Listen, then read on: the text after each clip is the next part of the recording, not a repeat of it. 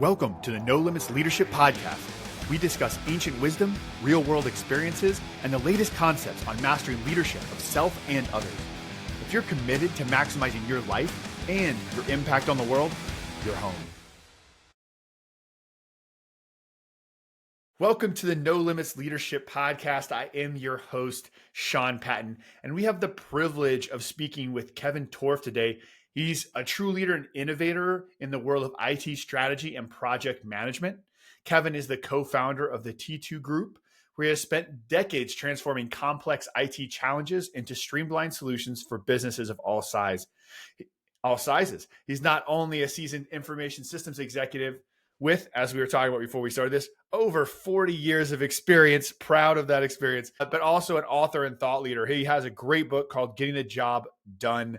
And he's really an expert in blending this cutting edge technology, project management, and leadership. So we're going to have a great conversation today. Kevin, thanks for being here. Oh, Sean, thank you for inviting me. Thank you for letting me be part of your program and reaching out to your listeners. And I'm excited about going into different aspects of my book and different areas where hopefully I can bring value. Absolutely. And you have an interesting history. So when we talk about your early career in terms of just, getting people caught up, because you're a senior executive now, but how'd you get into IT and technology originally in the early part of your career? Very fortunate. I had a father who was very technically inclined, and he had a workshop at home, I'm sure, like many other fathers, and he actually did a lot of hobbies around electronics. He didn't actually ever work in the field, not that I can remember.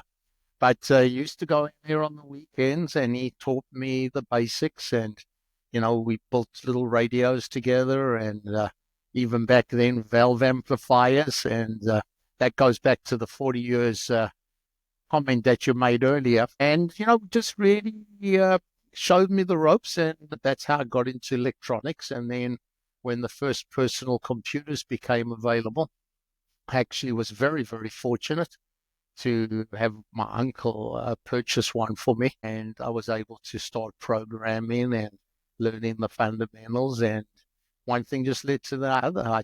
We got very much involved in technology and loved the field. In your time in technology, what has been the biggest technological jump or innovation that has just changed the game that you thought just really changed the way people interact with technology? Yeah, I don't think in the 45 minutes we have enough time, because I've got 40 years worth of experiences, and actually taking into account my teenage years, let's say 50. But no, you've seen some of it. The world has seen some of it. When we went from cassette tapes, I used to program on my computer and store data on a 4-track cassette tape. And then it went to like floppy disks, and then it went to the larger ones, and then you went to removable storage, and now it's all in the cloud. I mean, those were small incremental steps. And, you can say the same for music. What's happened, with the LP going to the CD, now going to these services that you can download. So technology's evolved, and it's evolved in so many ways around us. I think what the most fascinating thing to me is the speed in which it evolves right now. Back in the beginning, the iterations might have been, over a decade. Now they really do seem to be over a year. Look how the iPhone has transformed the way we do things. And there were phones similar to the iPhone prior, and the iPhone took at least 5 years to start doing anything. And now, we're on the version 16, I think. That's 16 years. That's not a long time. And look at what we do today. It's transformed our entire life. You can't walk down the streets and not see someone hold a phone in their hands. So smartphones, not necessarily the iPhone, have just changed the way we're doing things. And now we've got AI. And that's all also only happened in the last 2-3 years. I mean, it's been around and people have been developing it for decades, but the commercial uses of it have now really started changing. So I'd say, in summary, it's not one particular technology or type of technology, it's the speed in which things are changing right now. a lot quicker than I think the human is capable of comprehending it. I think you're exactly right that the speed of technology, I think the speed of communication is so fast. I think that's one of the reasons that we see maybe uh we're hyper aware of divisions, and we see so much conflict between different ideas, is just because ideas and technology and change is happening so fast that it's creating such a divide. And we see that play out in a few different ways, right? In terms of the business world, because we see companies trying to cope with the actual technology changing, and then we see the people side of that, the adoption of new technology, and maybe generationally having maybe the differences, because change is happening so fast. The generational differences, I think, are magnified a bit. Would you say that that's true, or in your experience? No, definitely. The digital age has just changed everything about what we do and how we behave and how we interact. You know, even just pre-COVID to post-COVID, how we talk to people, how we engage with people. It's so different now. We're now so digitally engaged in everything, and the speed of that is very different. I don't have to drive to your office to have a meeting for us to have this and conduct this podcast. We set it up over 10, 15 minutes. We had a preliminary conversation, for 20, 30 minutes, and now we're having a podcast. That just you could that wasn't even possible 10 years ago and 20 years ago.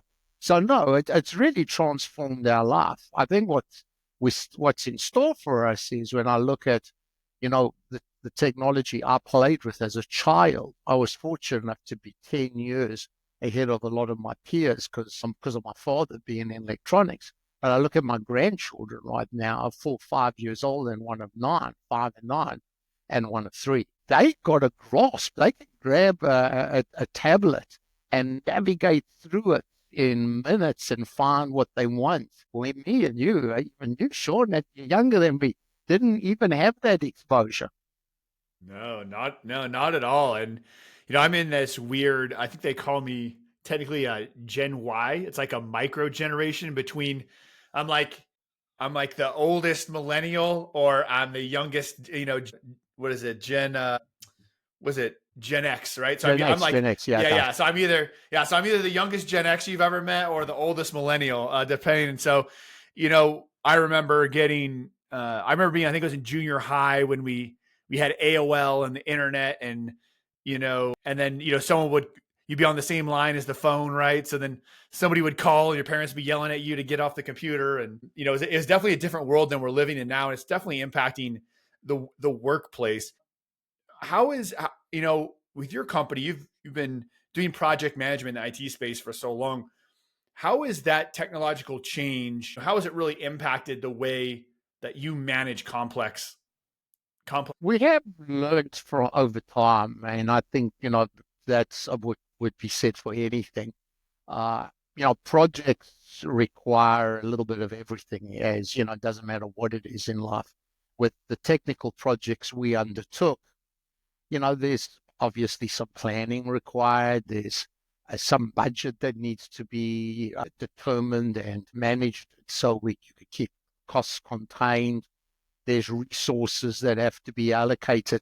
And that has never changed really back from 100 years ago to today. I think what's changed is how you manage those people, and that's even something that I've changed a lot. I've changed quite a bit. I still struggle with it, but in the beginning, I thought management was telling people what to do.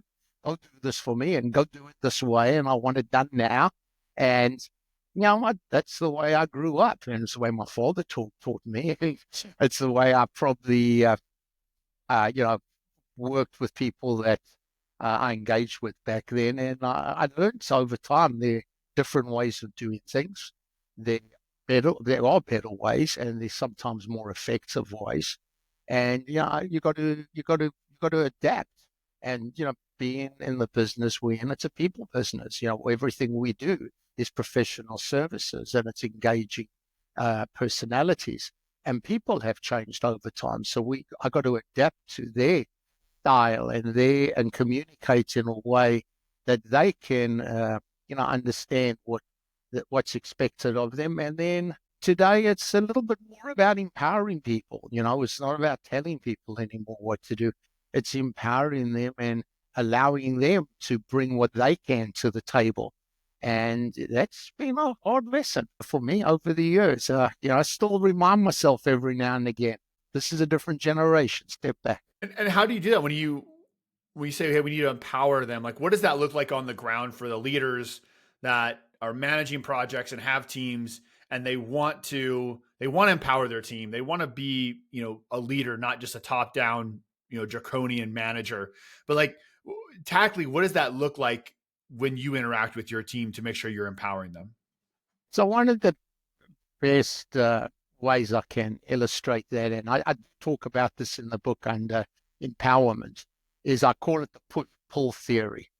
So as a project manager, it's very applicable. As a boss, as a friend, you can tell people what to do. And in a push methodology, I will establish how long something should take to get done. I'll establish what should be done, and I will tell this to a person, and I'm putting that burden on them. But really, at the end of the day, they didn't engage in determining whether they were actually capable or able to do that.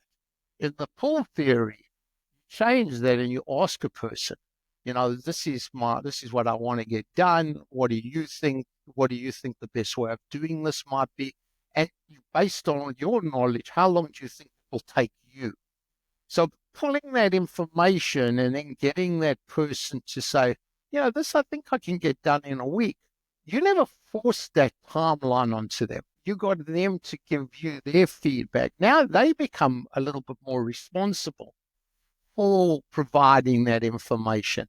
And that's a significant change. It might not sound like a lot, but it's really a play of the roles and allowing people to feel that they're contributing, they were part of the decision making, and they also, if they're going to be responsible for something, they had the opportunity to tell you what they were capable of and how quickly they could or couldn't do something. That's absolutely true. Creating that buy-in. When I was in the military, especially when in special forces, right? Because every member of the team is probably more like the environment you're talking about. Like, everyone's capable, everyone's knowledgeable, everyone has certain specialties they bring to the table, a different perspective. And so our planning was always collaborative to get the buy-in. And don't you think a lot of times you get the best ideas from the people closest to the problem too? Very much. There's what we just discussed about the empowerment of an individual, but then there's the empowerment of a team, and giving the team the responsibility to be able to execute and allowing the team to, between each other, work out who's going to be responsible for doing what. And then the team actually holding each person accountable and helping those people that can't achieve what they need to. And it's really just that cross-functional part of it. I love the Montessori education because there's many aspects of it that are unique. But one that really comes to mind per the conversation we have is that they like to put 3 age groups together in a classroom. And the reason they do this is so the youngest kids can learn from the older kids. The older kids can learn from teaching the younger kids, and the middle generation learns from both. And creating that collaborative workshop together in a team is very similar. It might not be ages, it might be skill sets. It might be someone with more experience versus less experience.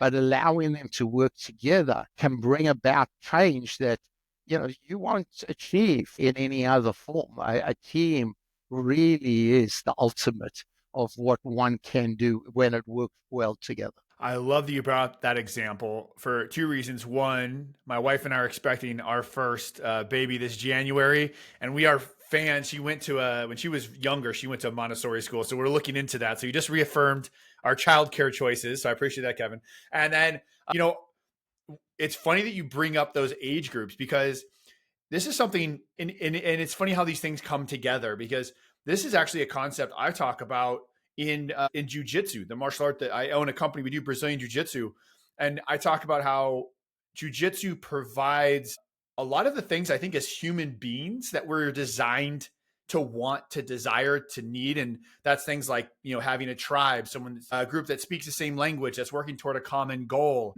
and part of that is you have elders, right? People more advanced than you that have gone through and are passing down knowledge. When you're junior, you're learning from them and creating that bond, and then you grow up and you pass that on. And I think this is really how we're supposed to live, like how we lived as human beings for so long. And the modern world has split us up in some ways and put us in our little boxes and almost taken away this tribal aspect.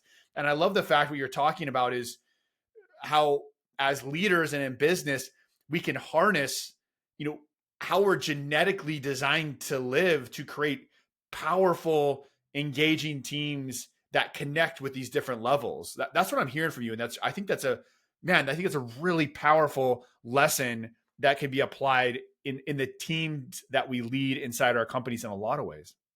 No, very much so. In my book, I talk a lot about the comparison to sports. So one of the sports I love is English football, soccer, as we refer to it in America. And I follow what what we consider the Premier League, which is the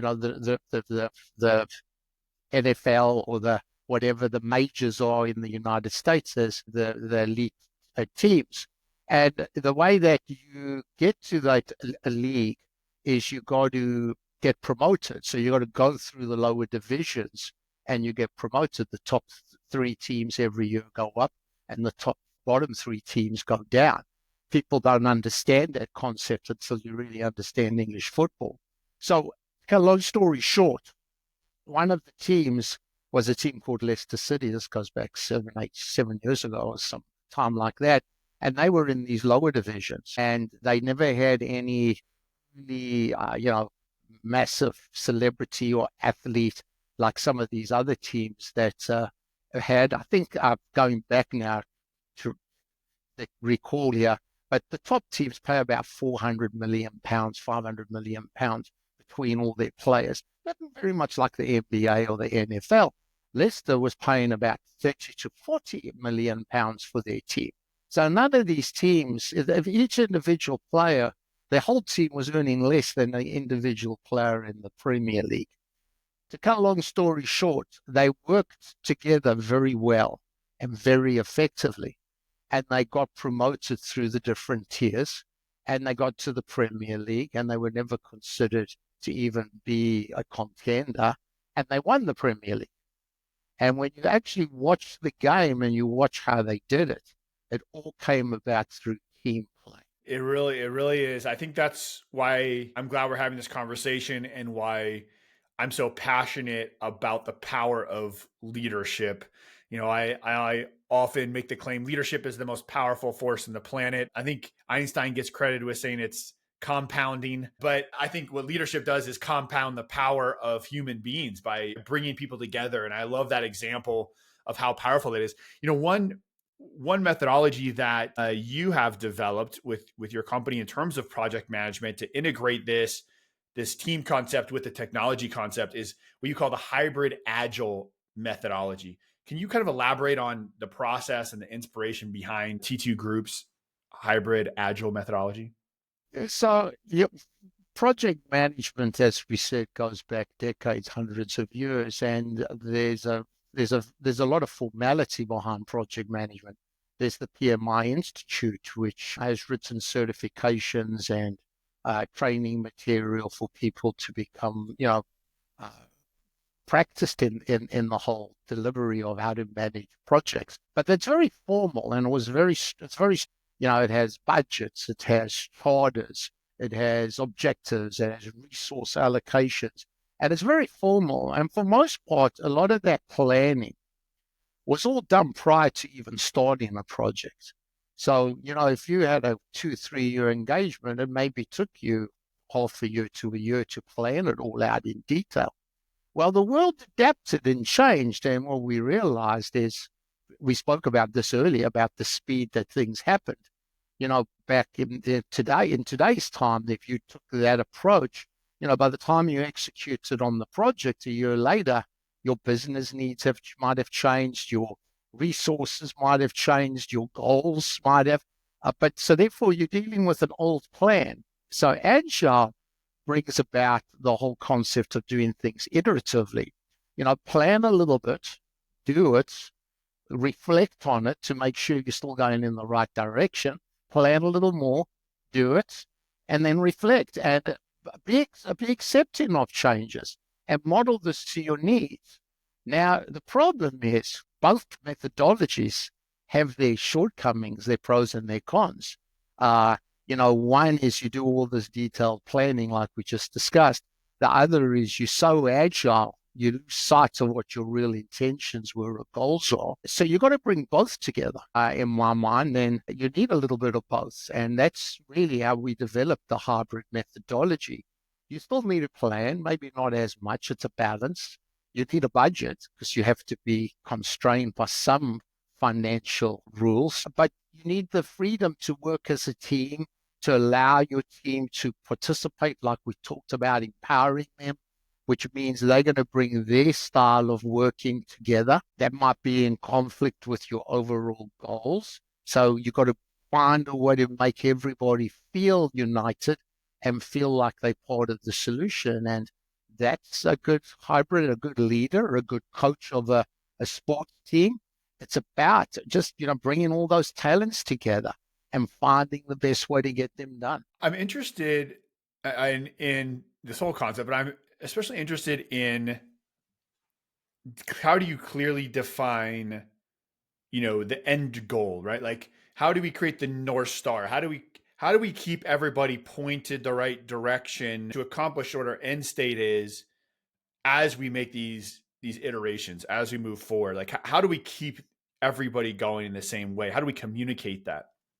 So Agile has a manifesto that was developed by some early programmers that were trying to, focus along the lines that you've just, articulated. How do you keep everybody going in the same direction? And they came up with language and terminology and acronyms. They sound good, but you still got to practice it. So instead of a plan, they call it a vision. I got a vision. And that vision is maybe the product I'm going to develop. I got to execute on this project.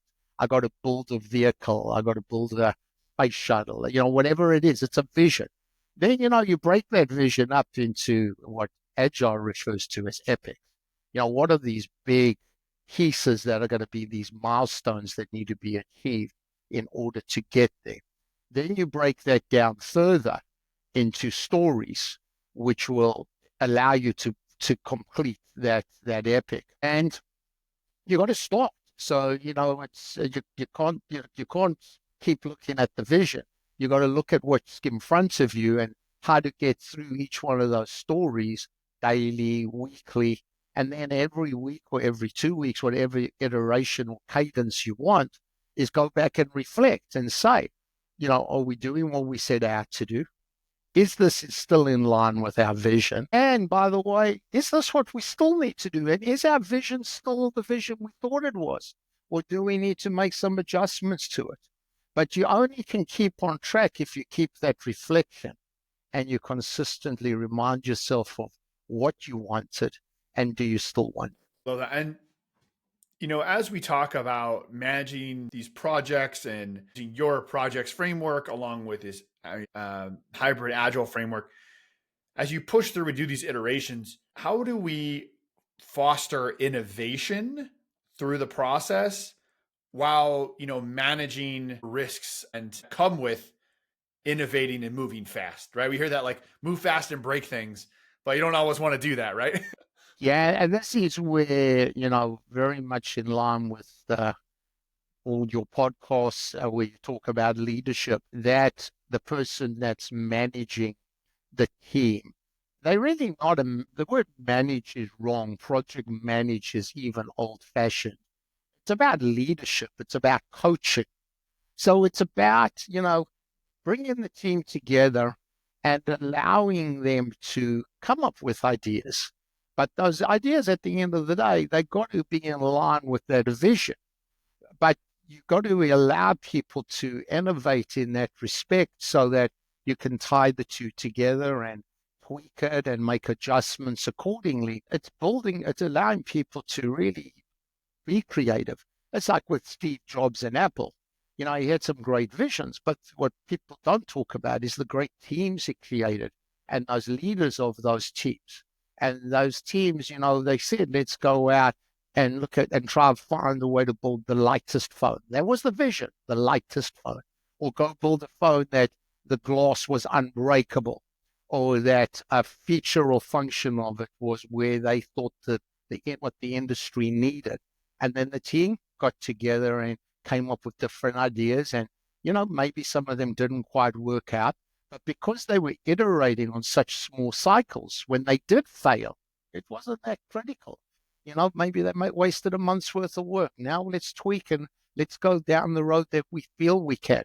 And that's why it's so important to have that reflection, so you don't allow that creativity to get out of control. Yeah, that the short sprints and a leader looking over and managing that, so that we're not getting too far down the road before we check to make sure it fits, I think is an important and critical role that we play as leaders inside of this. And you talked about empowering teams and bringing along and coordinating them, but like, say you're a leader and you've got a team that maybe lacks a little cohesion or confidence working together. What are some strategies to help bring that team back together if it's struggling within teamwork? Now, there might be a few different things you need to practice.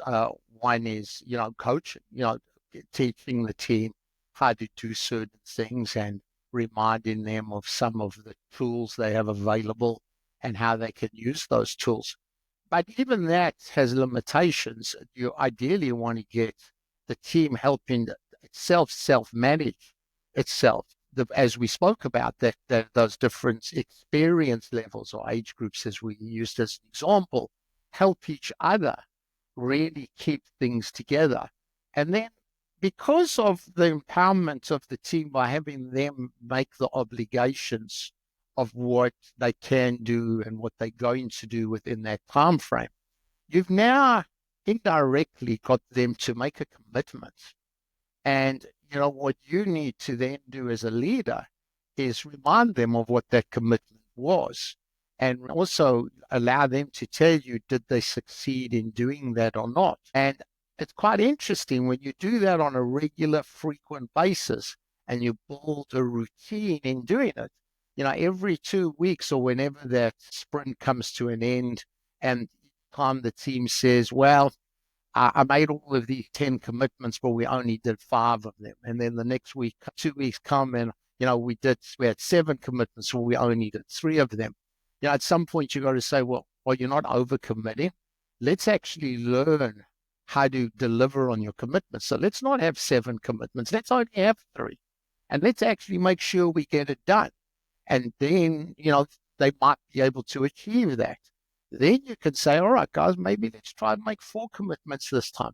And you got to teach, you got to allow the team to mature and evolve and eventually become self-sufficient. And this is another way of driving them to do what's needed when obviously they might not be, or they're not getting the results that you desire. What are you, as you work with teams through your projects framework and you implement this, how do you identify, select, and train rising leaders to prepare them to step into those leadership roles from maybe maybe they were an individual contributor or just like a small team leader or something? Like how do you know who needs to move up and how do you train them? Yeah, but it's a good question. I think, I've always learned myself by practice. So, it's you want to start and know what it's like to be a team player and learn what's required. Then, in my mind, once you really become able to contribute, if you have the want and the wherewithal to grow and do other things, the goal is to then work with the team and start taking over some more responsibilities and, allow the team to even become, your critic of how you do things by accepting that reflection and learning from, reflection doesn't always have to be about the product you build in or the project you're delivering.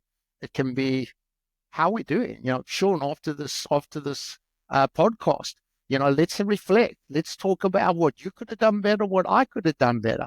Maybe I spoke too much. Maybe I should have been more to the point. Maybe your questions could have been different.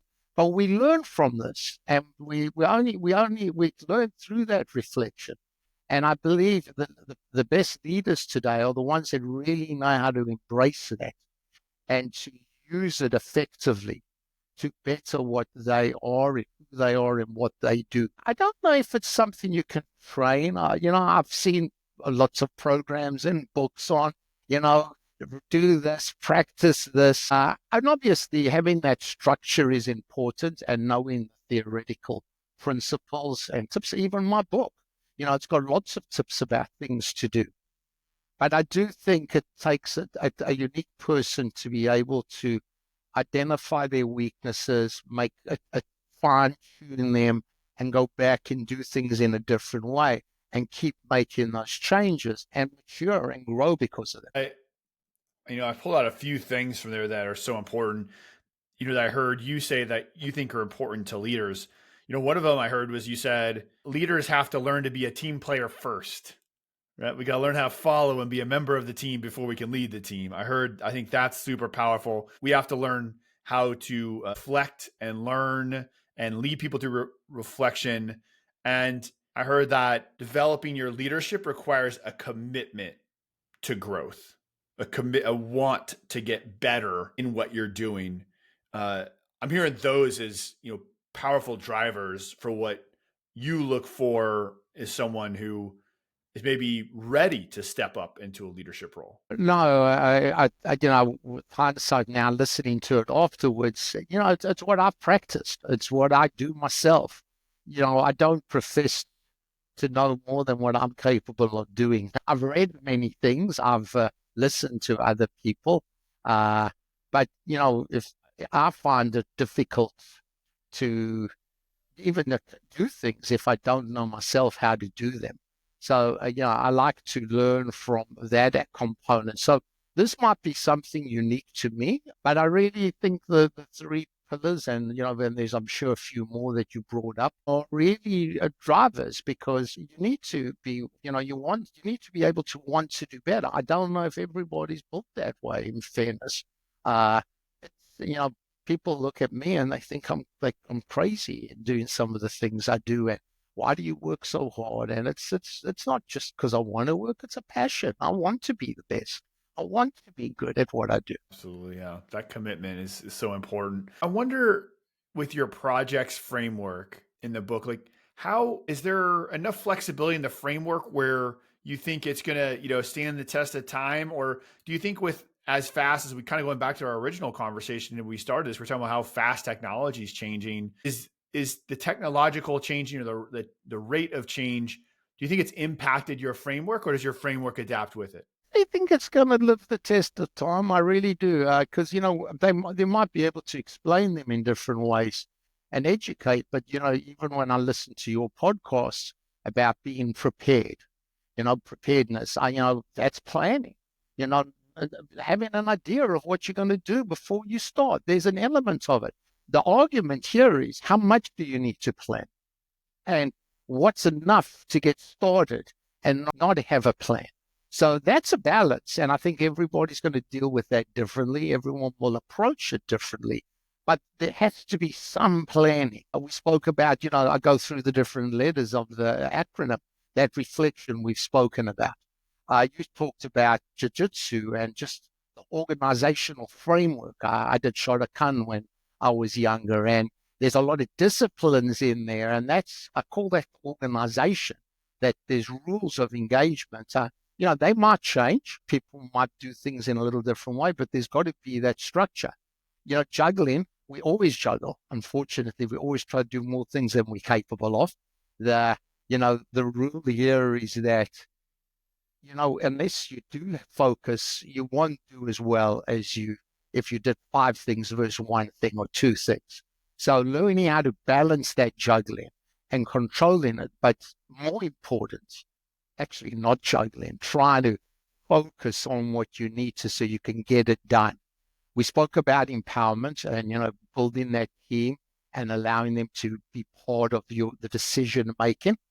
Communications, you've got to learn how to talk to people. You've got to learn, how to say, people have got to set expectations of each other, of what that vision is, what the mission is.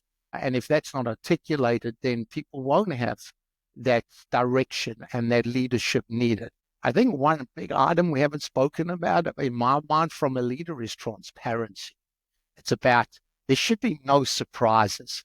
It's about doing what you're doing. There's some great books written on the subject about, people that unfortunately might be asked to leave a company or, be fired. The rationale is none of them should be surprised when that happens, because if a leader should be giving these people feedback all along as to what they could be doing better, what they aren't doing.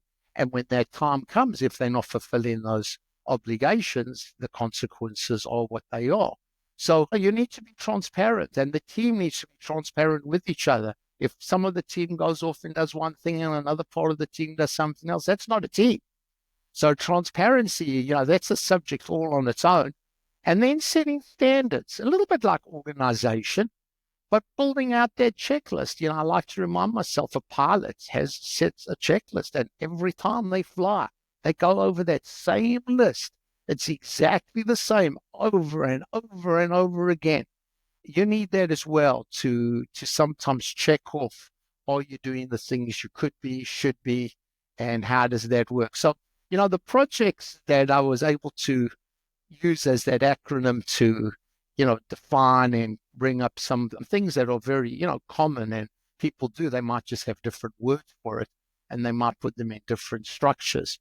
I think they'll prevail. I think they will still be talking about these things in many, many years. Maybe in another 10, we'll have another podcast. Yeah, we'll do a check. I think so too. I think it's a great framework. When you see maybe more junior leaders try to implement it, is there one of the components that you see people mess up more than the others? Like, what do people get wrong the most? What do they need to look out for?